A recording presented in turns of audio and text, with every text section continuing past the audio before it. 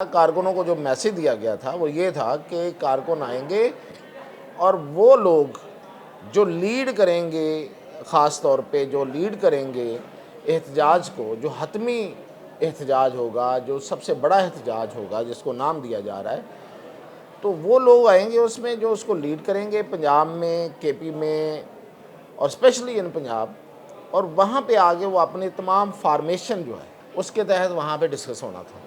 لیکن ہوا وہ یہ کہ اس میں لوگ آئے نہیں۔ جو ممکنہ اعلان ہے اس ہفتے کا کہا گیا تھا نا، اسی ہفتے میں عمران خان جو ہے وہ اعلان کریں گے، تو یہ ہفتے کا دوسرا دن تھا اور یہ ملاقات کا دن تھا۔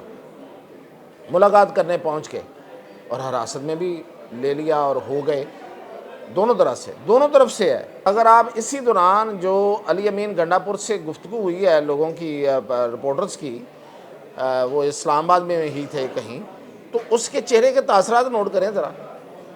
وہ کہہ رہا اچھا مجھے نہیں پتا، میں چیک کرتا ہوں کیا ہوا ہے، میں ابھی چیک کرتا ہوں۔ فیض حمید کا کیس جو ہے وہ سب سن رہے تھے، ہم بھی خبریں دے رہے تھے، لیکن ایک دم خاموشی آ گئی ہے اس میں، اور میں صرف اشارہ دوں گا کہ فیض حمید کا کیس کا فیصلہ لنکڈ ہے 190 ملین پاؤنڈ کے فیصلے کے ساتھ۔ سولرائزیشن نے ڈیمانڈ ہی کم کر دی ہے بجلی کی، لوگ بجلی لینے کی طرف کم سے کم جا رہے ہیں وابڈا سے یا جو بھی آپ کی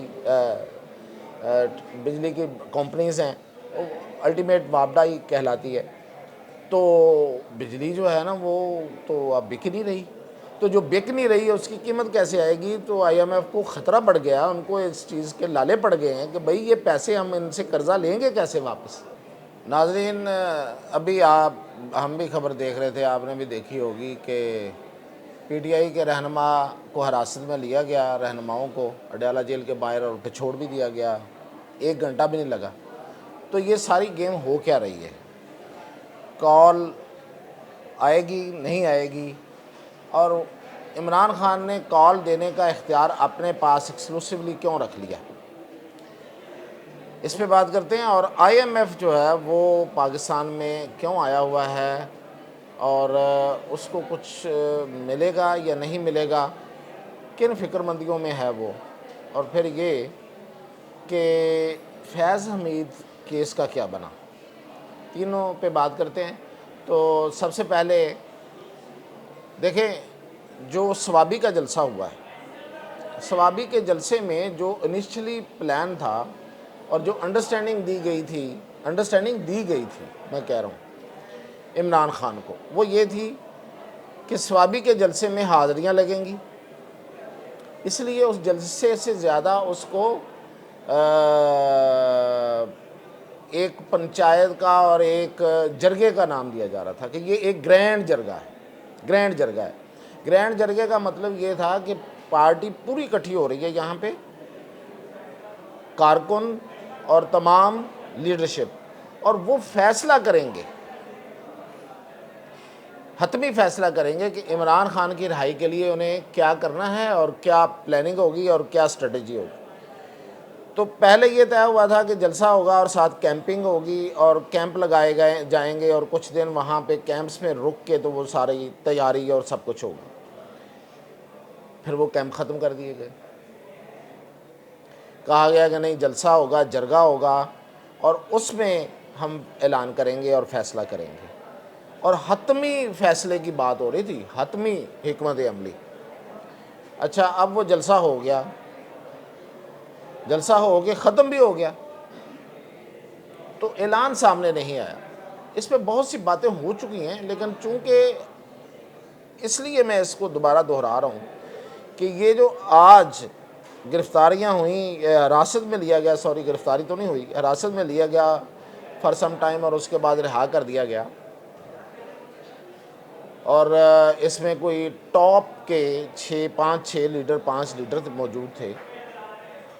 تو آج ملاقات کا دن تھا، تو یہ آج اعلان ہونے کا امکان تھا، تو اس سے لنک کر کے میں بات کر رہا ہوں۔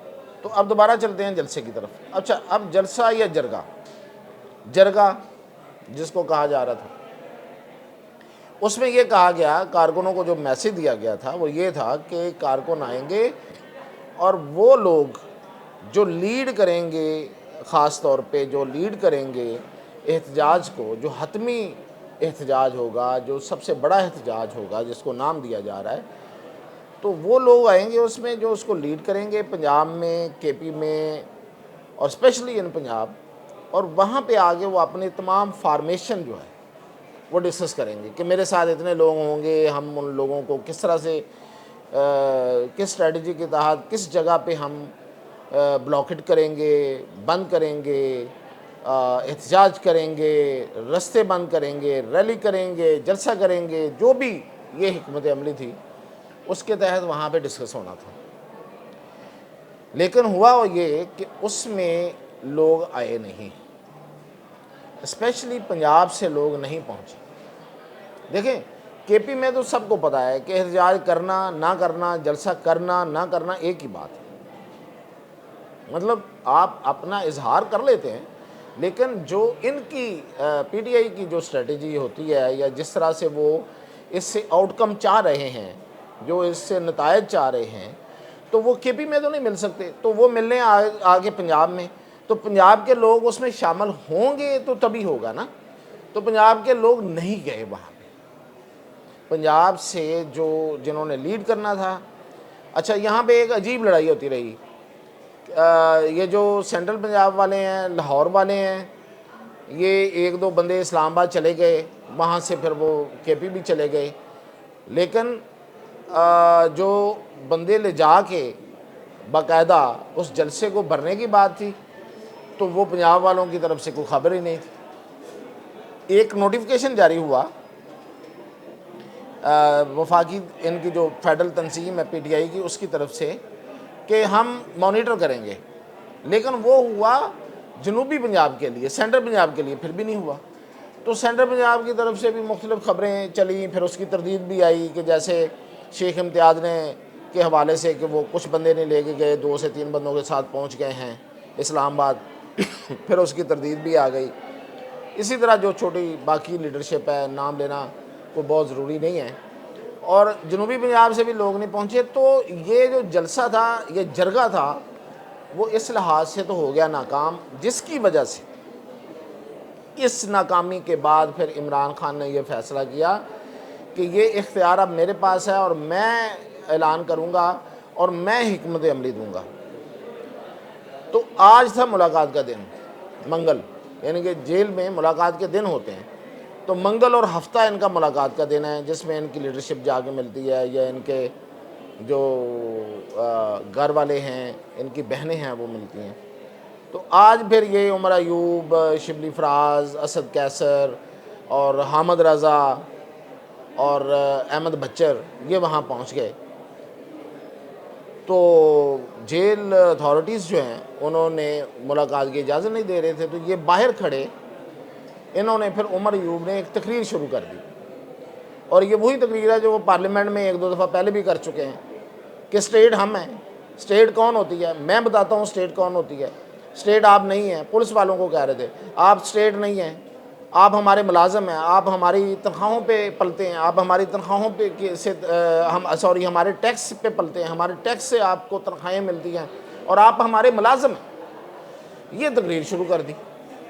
اب یہ تقریر جو ہے یہ پارلیمنٹ میں تو ٹھیک ہے، اب پولیس والوں کے سامنے کھڑے ہو کے تو کیا انسٹیگیشن کے علاوہ اور کیا ہے؟ تو مطلب کچھ چیزیں اشارے ہوتے ہیں نا، اس سے پتہ چلتا ہے، ادروائز مطلب یہ کہ پولیس والے گرفتار نہ کریں تو نہ کریں، کوئی گالیاں بھی دیتا رہے، اور کر لیں تو کسی بات میں بھی کر لیں۔ تو پولیس والوں نے تو گرفتار کیا اوپر سے آنے والے آرڈرز پہ، لیکن یہ ایک شو آف تھا اس چیز کا کہ وہ ملاقات نہیں کرنا چاہتے تھے، اور ملاقات نہیں ہونے دینا نہیں چاہتے تھے، وہ تو ٹھیک ہے، وہ تو پتہ ہی ہے کہ جو اتھارٹیز ہیں وہ نہیں چاہتی کہ ملاقات ہو اور کوئی چیز ایسی سامنے آ سکے۔ تو چونکہ اعلان کو جو ممکنہ اعلان ہے اس ہفتے کا کہا گیا تھا نا کہ دس رننگ ویک سوری، یہ جو ہفتہ شروع ہوا تھا، یہ پیر کو یہ خبر آئی تھی، منڈے کو، کہ جی اسی ہفتے میں عمران خان جو ہے وہ اعلان کریں گے۔ تو یہ ہفتے کا دوسرا دن تھا اور یہ ملاقات کا دن تھا۔ ملاقات کرنے پہنچ کے اور حراست میں بھی لے لیا اور ہو گئے، دونوں طرف سے ہے۔ اور اگر آپ اسی دوران جو علی امین گنڈا پور سے گفتگو ہوئی ہے لوگوں کی، رپورٹرز کی، وہ اسلام آباد میں ہی تھے کہیں، تو اس کے چہرے کے تاثرات نوٹ کریں ذرا۔ وہ کہہ رہا اچھا مجھے نہیں پتا، میں چیک کرتا ہوں کیا ہوا ہے، میں ابھی چیک کرتا ہوں۔ اور اس سے کال کی بات کی تو انہوں نے کہا وہ تو عمران خان نے اب دینی ہے نا۔ مطلب اتنی ناگواری سے اس کا جواب تھا، یہ تاثرات دیکھنے اور سننے والے۔ تو اس کا مطلب یہ بننا تھا کہ اب بھائی ہم نے کیا لگ دینی ہے، انہوں نے دینی ہے، دیتے ہیں دے۔ اب وہ ٹائم آج کا گزر گیا، آج جو ملاقات تھی وہ نہیں ہو سکی۔ دونوں طرف سے کوشش تھی کہ ملاقات نہ ہو، دونوں طرف سے مراد حکومت کی اور پی ٹی آئی کے رہنماؤں کی، دونوں کی، اور ملاقات نہیں ہوئی۔ آج تو اعلان سامنے نہیں آیا، اب رہ گیا اگلا دن ہفتہ ملاقات کا، ہفتے کو ہفتے کا دیکھی جائے گی۔ ایک دن تو انہوں نے گزار لیا، ایک ڈنگ ٹپا لیا، تو ڈنگ ٹپاؤ پالیسی ہے اس وقت پی ٹی آئی کی قیادت کی، جو باہر ہے اور جو اندر ہے ظاہر ہے کہ وہ تو چاہتے ہیں۔ تو یہ ہے اصل میں صورتحال اب تک کہ پی ٹی آئی کے اندر مطلب وہ کمٹمنٹ نظر ہی نہیں آ رہی۔ کوئی اوپر سے، کوئی غائب سے کوئی مدد آ جائے تو آ جائے، اس کے لیے امیدیں ہیں، خواہشیں ہیں، شاید دعائیں بھی ہیں، تو ادروائز کوئی کمٹمنٹ نہیں ہے۔ اور دوسری بات یہ، اسی کے ساتھ میں بات کرتا چلوں کہ فیض حمید، تو فیض حمید کا کیس جو ہے وہ سب سن رہے تھے، ہم بھی خبریں دے رہے تھے، لیکن ایک دم خاموشی آ گئی ہے اس میں۔ اور میں صرف اشارہ دوں گا کہ فیض حمید کا کیس کا فیصلہ لنکڈ ہے 190 ملین پاؤنڈ کے فیصلے کے ساتھ۔ وہ فیصلہ دیکھ کے اس کے بارے میں کوئی اناؤنسمنٹ ہوگی، ادروائز ہو سکتا تھوڑا ڈیلے ہو جائے۔ تو یہ دو خبریں ہو گئیں۔ اور تیسری کہ آئی ایم ایف کیوں آیا ہوا ہے پاکستان، تو آئی ایم ایف بڑی تشویش میں ہے، اور وہ تشویش کس کی وجہ سے ہوئی ہے؟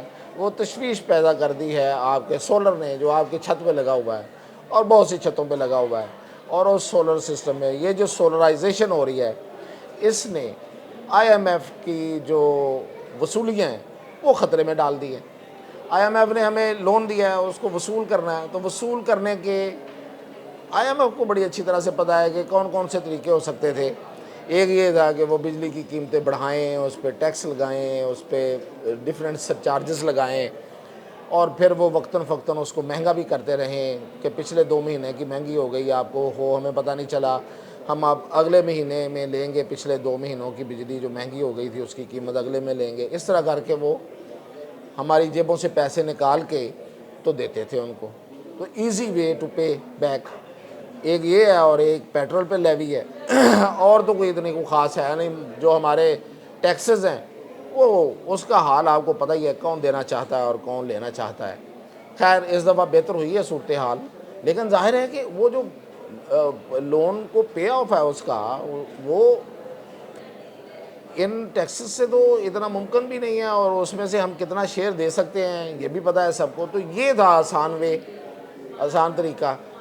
تو اب سولرائزیشن نے ڈیمانڈ ہی کم کر دی ہے بجلی کی، لوگ بجلی لینے کی طرف کم سے کم جا رہے ہیں وابڈا سے، یا جو بھی آپ کی بجلی کی کمپنیز ہیں، الٹیمیٹ وابڈا ہی کہلاتی ہے۔ تو بجلی جو ہے نا وہ تو اب بک نہیں رہی، تو جو بک نہیں رہی اس کی قیمت کیسے آئے گی؟ تو آئی ایم ایف کو خطرہ پڑ گیا، ان کو اس چیز کے لالے پڑ گئے ہیں کہ بھئی یہ پیسے ہم ان سے قرضہ لیں گے کیسے واپس؟ تو وہ اب آگے بیٹھے ہوئے ہیں اور وہ یہ کہہ رہے ہیں کہ یا تو آپ اپنی سولرائزیشن پالیسی کو اس طرح سے فارم کریں کہ ہمیں آپ پیسے وصول کرتے رہیں، اور یا پھر ہمیں کوئی اس کا متبادل بتائیں کہ آپ پیسے عوام کی جیب سے کیسے نکالیں گے اور کیسے وصول کریں گے اور ہمیں کیسے دیں گے۔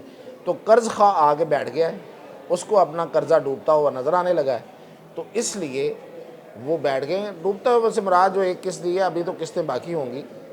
تو یہ ہے اصل میں ان کی تشویش، اور سولرائزیشن نے، ٹیکنالوجی نے ایک نئی مصیبت کھڑی کر دی ہے۔